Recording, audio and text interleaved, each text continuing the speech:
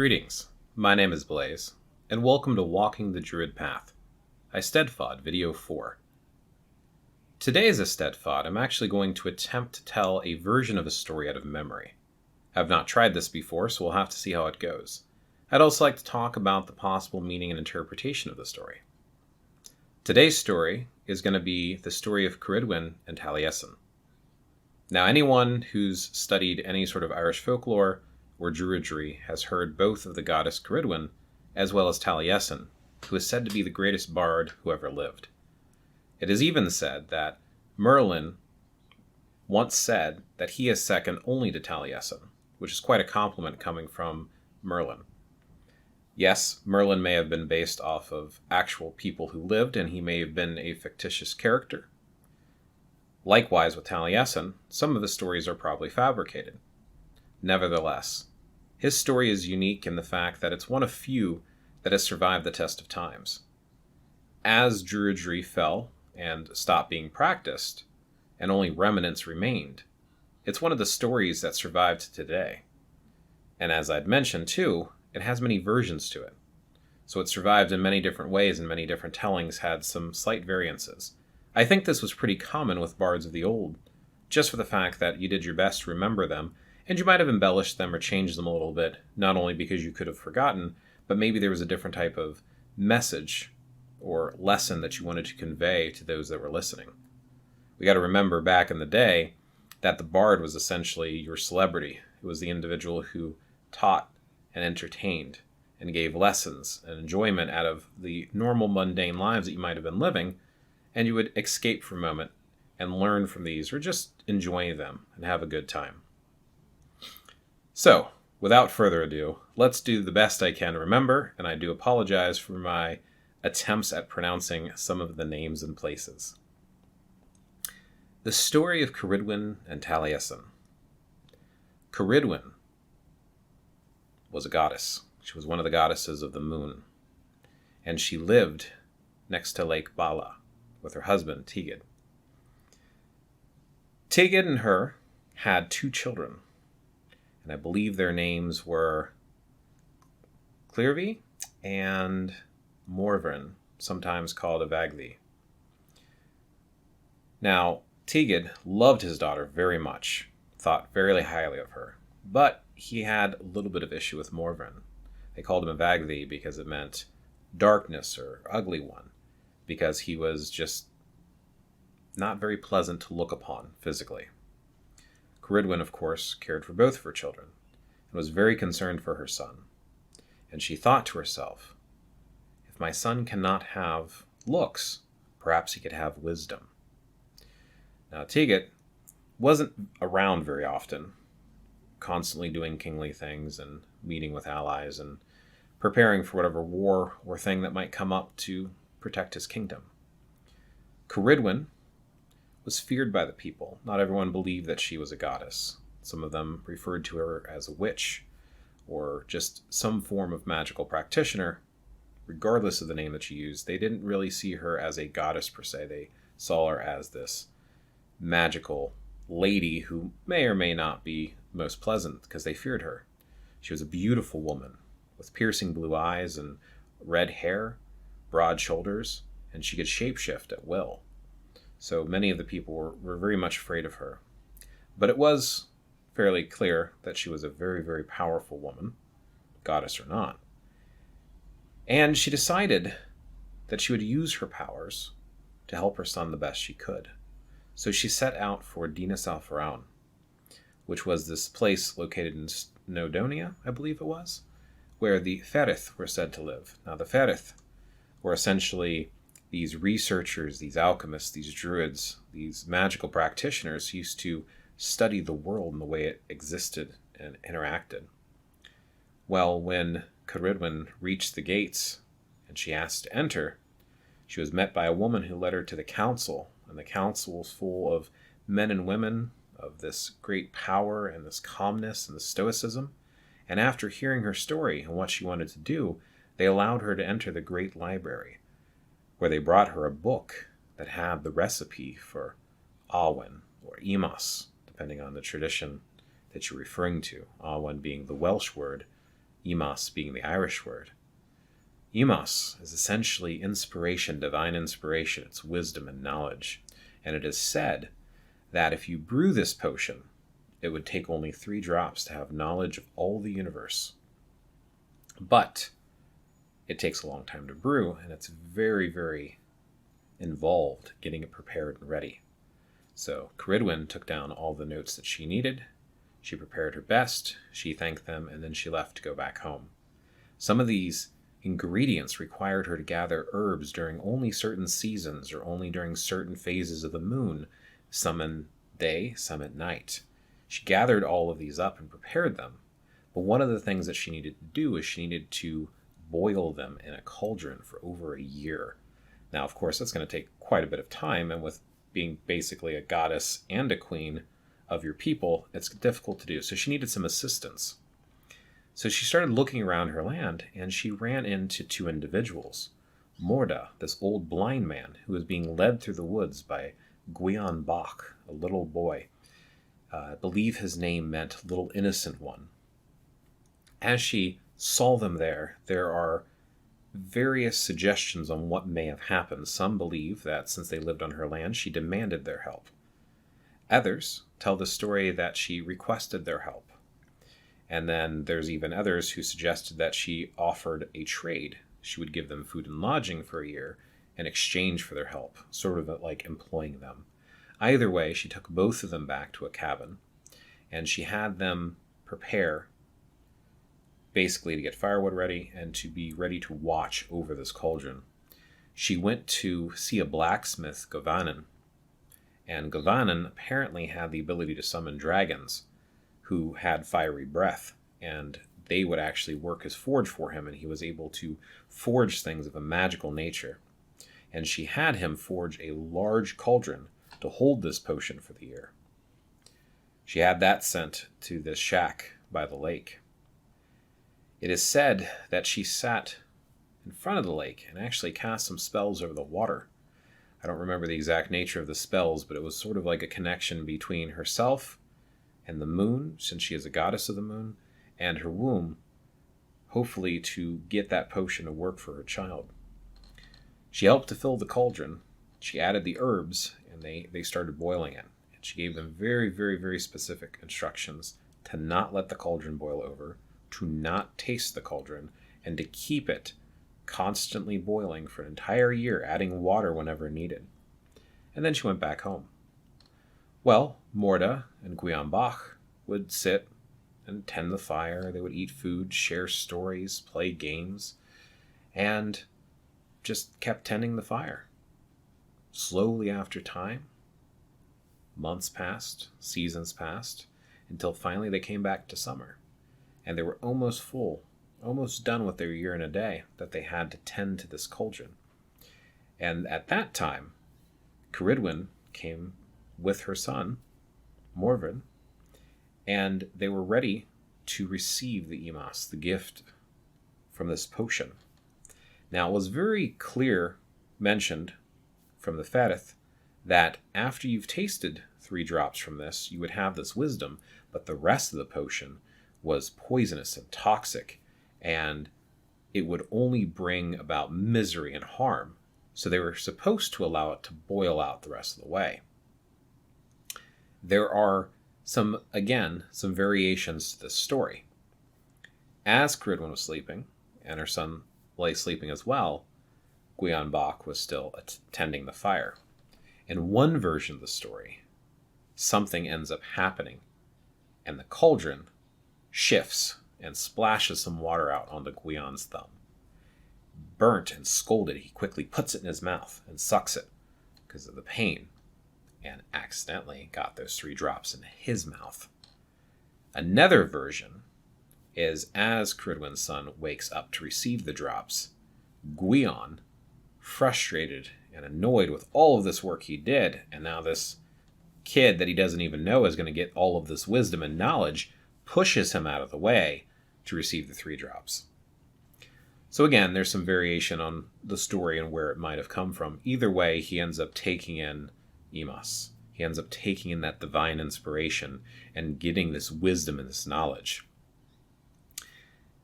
Again, depending on the version, Ceridwen is awake at this point or not. The version I'm most familiar with, Ceridwen is still sleeping, and the cauldron shifts, it drops on his thumb, and he sucks his thumb because of the pain, and he receives it. As he gets this knowledge and this understanding of the entire world and the universe, he realizes that Ceridwen's gonna be pissed. He basically, think about it, just wasted all the time she had gathering and getting this cauldron and preparing stuff and learning and traveling and this hope for her child, her poor ugly child, to at least be wise and have wisdom. And he just took this. So he knows she's going to be furious with him and is probably going to kill him. So he bolts out the door. She awakens, sees what's going on, and she is furious. So she bolts out the door after him. Gwion is running as fast as he can down through the woods, and she's chasing him, and she's running as fast as she can, and she's starting to gain on him, and her fingers are just about to get around his neck. And then he realizes that with all of his knowledge and wisdom, he can change his own shape. And just like that, turns into a rabbit and darts off out of her reach. Oh, she's not going to give up pursuit yet, though, is she? She transforms herself into a black greyhound and bolts after him. And he's darting around through the bush and the underbrush, and she's trying to chase him, and her teeth are just about to sink into him, and he's panicking and freaking out, and they both topple out into a running stream. And as soon as he hits the water, he changes again into a salmon and bolts off down the river. Likewise, Ceridwen doesn't miss a beat either and turns into an otter and chases after him. And they're swimming and going down through rapids and through running water, and as just about to reach his scaly body, he again transforms and turns into a bird and darts off into the sky. She would not be denied her quarry, though. Likewise, she transforms into a giant hawk and comes up out of the water after him, and they're dive bombing and swerving, and she's about to grab him, and he's looking around in a panic trying to think of what else he can do, and he sees this farm, and he sees this pile of these grains, and he gets this idea, and he shapeshifts into a single grain and falls amongst the pile. Oh, she is not done yet. She dive bombs right to that grain, lands on the ground, and turns into a hen. A big, plump hen just ready to eat.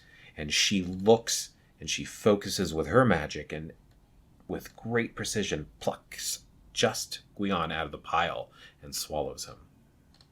Contented, she changes back into Ceridwen, the woman, and returns home. But Gwion Bach would not be denied, and dead at that point. Instead, he changes himself into an infant, into a child, into a fetus, and she now carries Gwion in her womb, where he grows. Ceridwen is now mad because Gwion had outsmarted her and survived her wrath. So she's determined to kill him as soon as he is born. Well, obviously she goes through the entire labor, and she gives birth to him, and she is prepared to kill Gwion Bach upon seeing him. However, he is such a beautiful child, so radiant, so fair, so innocent, that it melts her heart. She can't bring herself to kill him, so instead she nurses him, then ties him up into a leather bag, sews it shut, and throws it into the river, into the ocean specifically. I apologize. The river may have carried it down to the ocean. I guess once more it depends on the version of the story. So he sits out among the waves, and he's lulled for 9 months. He's in this bag, and he explores the universe with his mind and his awareness, and learns all these stories and lessons and wisdom. And he feels the moon goddess, Ceridwen, watching over him as he floats adrift in the ocean, and he feels the sky god watching over him, and he connects with all things and learns and develops and becomes. After 9 months, he is already filled with wisdom and knowledge. In a distant place, in a faraway land, there is a king, and his son, Elfin, always has terrible luck his entire life. So his father, Grandier, I believe it was, Grandier, his father, the king, feels bad for his son, so tells him to go down to the local fishing dock and to take all the salmon there and to sell it, and he can keep the profits. Well, Elfin goes down to the fishing docks, hoping for a break at something, and the nets are busted and broken, and there's no salmon to be found at all. Disheartened, he's about to leave when he notices a leather bag hanging from one of the poles. So he has his father's people take the bag down, and he cuts it open, and this child pops out. And he says, "Behold, a radiant brow, Taliesin," which is apparently what Taliesin means. It means radiant brow, wise, knowledgeable, wisdom. And the young boy says, "Taliesin it is." And he basically adopts the boy there and takes him home, and him and his wife raise the child as his own. As Taliesin grows, his wisdom grows tenfold. So basically for almost every year he's alive, it's like someone else being alive for 10 years. And he becomes more and more powerful and wise and has wisdom, to the point that by the age of 13 he is the greatest bard in all of the land, by far. Well, Elfin, of course, proud of his son, is traveling about, and he goes to a neighboring kingdom, to the king, let's see, what was his name? Melquin. I believe it was Melquin? Melquin. I believe it's Melquin. So he goes over to a neighboring king and talks about his son and how proud he is and how he's the greatest bard in all the land. Well, the king, instead of rejoicing, takes this as an insult, like, "My 17 bards, you're saying this child is better than all of them," and locks him up for the insult. Taliesin, being aware and wise with his inner voice, his inner sight, sees his father being imprisoned unfairly. So he wakes up and he tells his mother that he's going to go and rescue his father. Not to worry, he'll bring him home safe. So Taliesin goes to this king and goes to speak with him, and with a spell makes all of his bards dumbfounded so that he can speak with the king, and tells him that his father was not speaking falsely, and then casts a spell to cause a great storm to rage outside his castle, and does not let up until he agrees to release his father. Eventually he releases Elfin, and then it is accepted that he is the greatest bard in all the land. The king, Melquin, announces, "Your son really is the greatest bard in all the land." That's the best I can remember the story, and I think it covers all the parts. I might have done a few out of order. I didn't do any of the cool, fun voices to go with it, but hopefully you still enjoyed it. So what does this tell us? What does this teach us? I think one of the things that always stood out to me is how can Ceridwen, how can this goddess be so vengeful and hateful towards a child? And then I also think that children can push buttons sometimes, but not to the point of wanting to kill them, so it seemed a little bit extreme, especially for an enlightened goddess. But I think the point is not the goddess's rage. I think the point of this is the journey of transformation. That if you look at the different phases and different creatures that they turned into to go through this journey, that it's a trial, that there's something that drives you, and that can drive you to good things or bad things, to not give up when being pursued by this negativity or this aggression or this hurtfulness. And I think we can apply that to life as we're pursued by things that want to shut us down or keep us from being and growing and want us to cease to be. You continue to power through, and eventually good things will come out of this. That not only those things that might have meant you harm at one time can learn to accept and to love you, but as you change and adapt to your scenarios and learn to roll with the punches, so to speak, you can gain greater insight and wisdom into yourself. I also think that as he has almost in a way like a second life and sort of a rebirth, going through that ocean and then coming back as Taliesin, no longer being Gwiambach, it shows that journey from being a child to being a man. Even though in this case he was an infant again, it still brings about that idea of change, in my opinion. So I think we can learn quite a few things from this. Not only to persevere through things no matter how rough they see, but to realize that nothing is going to stay the same necessarily, and change is okay. That we can move on and move past things and become something else out of the chaos and turmoil that life can be at times. Or at least that's the interpretation and impression I get from it. I know there's some things, like I said, that really stand out to me, and I think it's interesting that there's so many different versions of telling this, and I'm wondering if there was nuances behind it, like maybe they were trying to make the goddess seem more aggressive. Like, to me, pushing her son out of the way to take the drops, I could see her being more angry at that than an accident, as an example. So that kind of stood out to me too. But then also the fact of like just the different ways that he is interacting with his world afterwards and how he's growing and gaining all of this wisdom. And I think it's not always going to work out that way. You're not always going to gain wisdom no matter how hard you study. But at the same time, if you put yourself and transform yourself into a position that allows you to absorb as much as you can, you're better off than just fleeing and working with just what's in front of you. I don't know. Like I said, I think there's many different ways to interpret this. Either way, I really appreciate you hanging out with me for a little while and listening to this fun story. I'm going to post below quite a few links, and I'm going to talk about them here in a few moments.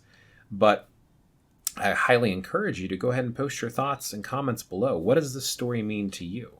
Is there a particular version of it that you like better than others? What did you think of my attempt to speak it out of memory? Did I do okay?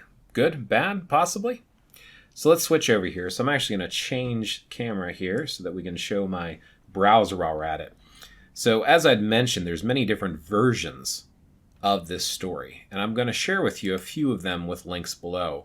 Story of Ceridwen. So there's a few sites here that are interesting to look at, but you can search for the story and find multitude of versions, and I'm by no means the only person who's done a version of this on YouTube either.